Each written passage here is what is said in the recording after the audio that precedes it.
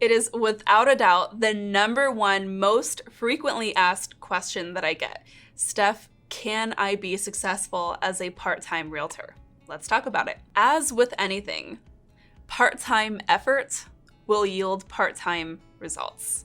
But let's actually take that a step further, because I don't know that reality is really as simple as that answer. So if you want to start in real estate, but you have to begin part-time, maybe you're working a full-time job and you're just not at a place where you can cut it loose and go all in, or maybe you're really just trying to get a feel for whether or not it's going to be the right fit for you. There are a few things that you're going to want to consider. Number one, are you starting from scratch or are you pivoting from a place of authority? Here's what I mean. You might see agents who go brand new into the business. Maybe they do go full time, and immediately right out of the gate, they're closing deals left and right. As somebody who did not have that experience necessarily, that is a really painful thing for me to watch. Not so much that it was easy for them, because of course it never is easy, but because I understand how much work goes into creating that kind of momentum. Here's what you need to understand about those agents. A lot of times when you see that happen, those agents are pivoting with a really solid network or database. Sometimes it just takes one really solid connection to feed your business with a lot of leads to get you that early momentum. In fact, I know some agents who have gotten into the business because they had that opportunity where they had backing from some type of an investor, maybe a family or a friend or another business relationship, where there was a lot of money that needed to be moved into real estate. Other times, I know agents who have pivoted into the industry with a 30-year deep database of business partners, past clients from other industries, friends and family who are very understanding of what their mission is and how they can support them. Now, just as a rule of thumb, if you have a really solid database, you should be able to get between 8 and 15 deals from every 100 contacts that you know. So it's easy to see somebody who has that 30-year deep Rolodex is going to be able to get started in the industry a lot quicker than someone who might be starting from scratch. So if you are starting from scratch and you want to go part-time, understand that it's going to take you probably a while, not necessarily to get your first deal, but to start getting very consistent business. Because I know plenty of full-time agents who are getting into this business, starting from scratch, who do not close a deal for the first 6 to 12 months or more.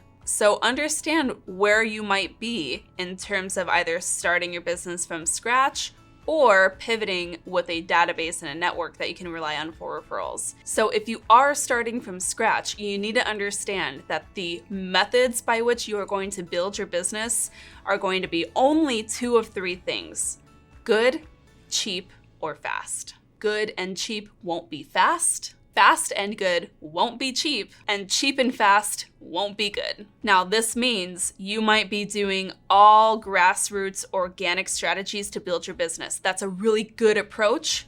It will not be fast. You might decide to go the fast route and buy leads to help get your business started. That won't be cheap. Just some food for thought.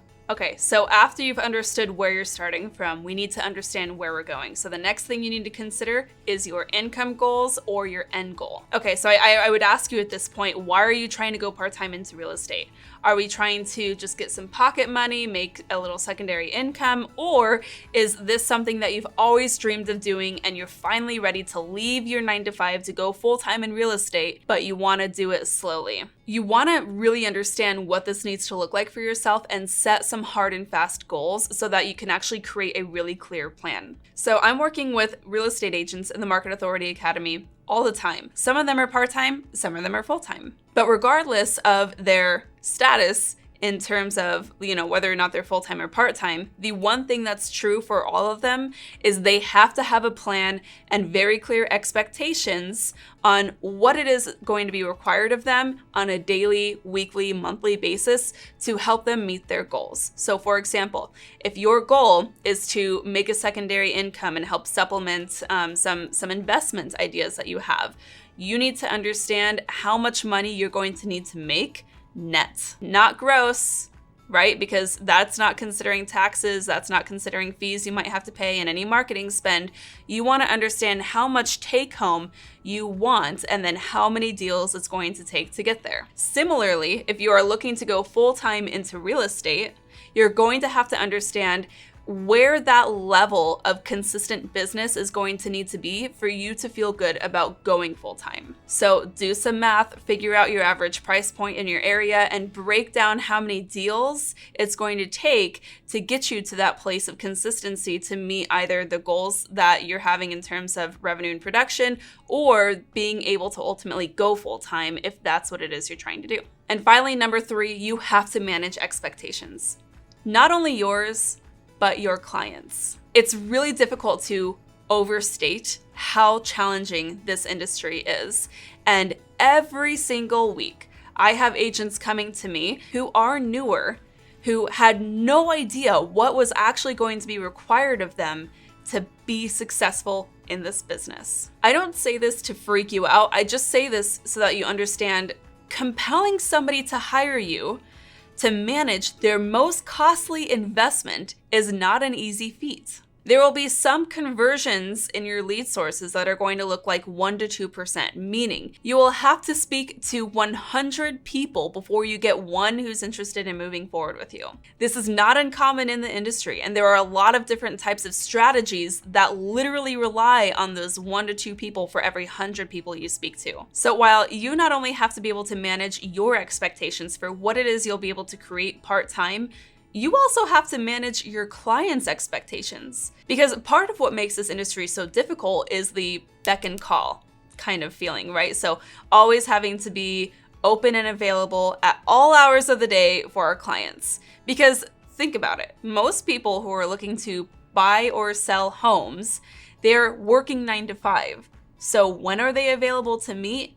Outside of those 9 to 5 hours, okay? Now, of course, there's a lot of exceptions to this, but generally speaking, your most busiest times are going to be outside of traditional working hours. But in a really hot market like we're seeing now, those rules are kind of being bent. I actually just got a text from somebody who I know is working full time, who wants to see a home today at 1 p.m. because it is the perfect home for her and she wants to go see it. That was 2 hours notice for me. Right? So this is going to happen. And if you are part-time and if you're working during those hours, or if you have other engagements during that time, you're going to have to be really good at setting expectations with your clients and hoping they honor them. Because there's nothing stopping that prospect from going, oh, you know what? Joe's only part-time, he's not available or as fast as I need him to be. I'm going to go find an agent that's full-time. Again, all this to say, you have to be able to manage your expectations and expect that you will be passed over by people who are going to prioritize that urgency that they have over their loyalty to you. Now, I want to kind of end the video with this. If you are in that camp of agents who wants to be part-time to manage the risk before going full-time, meaning you're afraid to make the plunge, it's okay. It's a big deal to go full-time into real estate because at that point, everything is on your shoulders and the level of responsibility is very high. I just want you to know there is always going to be risk. And even if you ramp up your business to a pretty significant level, you're never going to feel totally comfortable with going full-time until you actually do it. I'm not saying this to make you make a decision right now, right? Because at the end of the day, you are going to do what's best for you and your family and your unique situation. And anybody who says anything contrary to that should be a red flag for you. But I just want you to understand that it's going to feel uncomfortable when you do make that transition. It's going to be really scary. And you might do it later than you actually need to. Because again, your effort, part-time effort, is likely going to yield part-time results. So if you're waiting until you feel full-time results to go full-time, you're already too late. The only way that you can truthfully mitigate the risk of going full-time in real estate is having a solid guide and support system behind you. like me. So I actually work with a lot of agents who make this transition from part-time to full-time successfully, like Rory, who worked for me for about 4 months before ultimately going full-time and on to close 17 deals within his first 6 months being full-time. It's pretty impressive, right? Now, Rory has a great story, and there were some factors that made this possible for him, along with having our strategies in the Market Authority Academy and the support that comes with that.